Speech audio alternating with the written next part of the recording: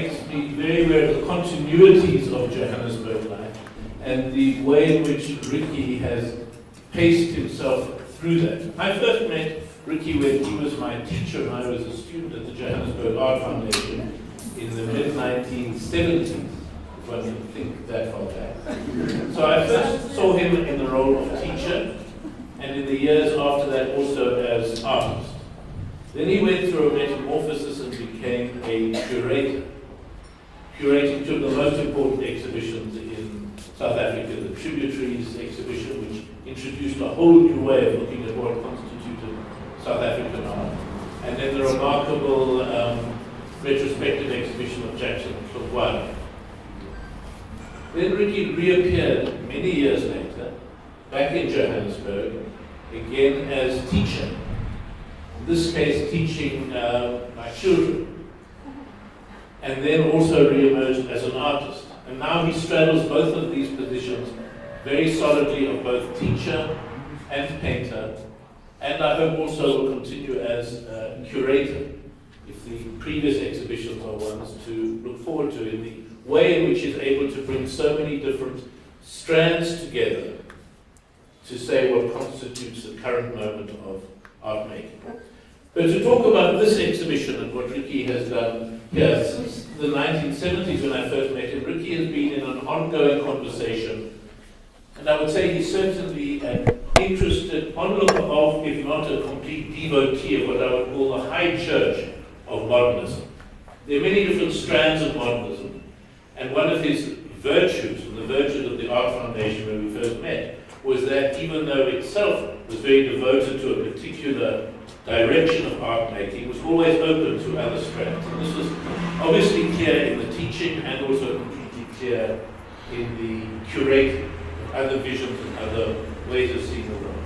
But to get to the paintings themselves, when I talk about them being within the ambit of the large questions of classical modernism, I'm thinking of the direction that painting took when it was decided among certain critics and painters that the subject of painting was paint.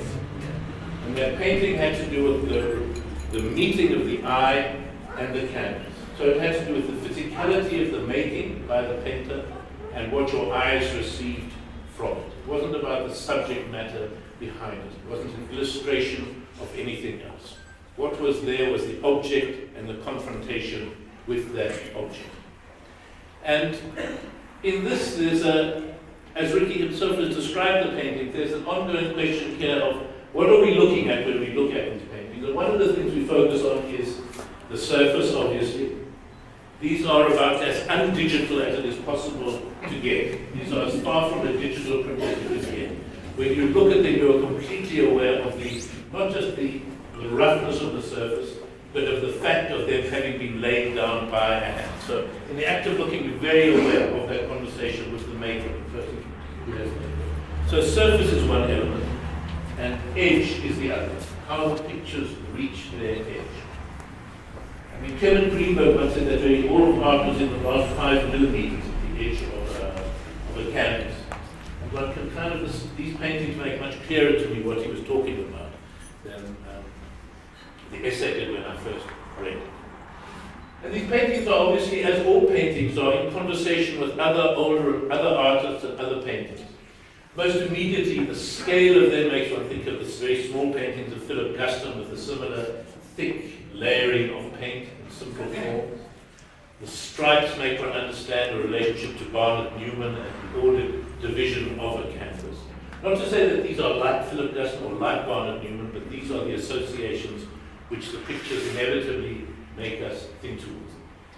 There's a tradition of large-scale abstract paintings in which it was assumed in the sort of the high moment of abstract expressionism that abstract painting was about scale, and one needed to do enormous paintings. And one of the remarkable things here is the shift of scale. I don't think I've ever seen paintings of Ricky's that are this small and this tight, this resolve. In there, it's almost as if they're a series of haikus. It's not a great epic poem.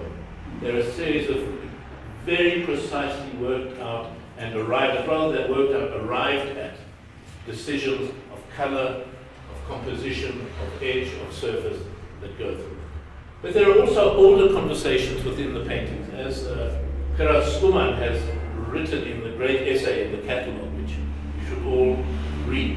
There's also a conversation with Giotto, with plotting different ways in which Giotto constructed his canvases and mapping these paintings in a similar way. So here we start to have a break with Greenbergian tenets of high modernism. Because the paintings, yes, are about paint and surface and edge, but they leave that and they go into other spheres as well. One of the most immediate would be the kind of, not just associations, but the polemic in the surface. That there's not a polemic of pure surface, but of broken, of damaged, of bruised surface. And as Gerard has pointed out in the essay in Conversation with Ricky, one also has to understand these as a kind of skin. Some of them literally skin. You can see there's been a hand that has been put on this canvas when the paint is half dry and pushed the skin of the paint up. And just a note, the surfaces of these are all dry, but if you puncture them, they will ooze, if not blood, certainly wet paint. There's many months of drying and shifting and doing. So they're about skin, but they're also about the pleasures of damaged skin. They're not about the heroic young masculinity of the early abstract expressionism, where every painting was sort of led from the pelvis. They're much more about a kind of a middle-aged sensuality, the pleasures of experience, of the mottled skin, of how we age, and the desire and the pleasure that goes with it. And so I think that's an immediate way in which they connect to the outside world, even though they are about the experience of meeting the paint.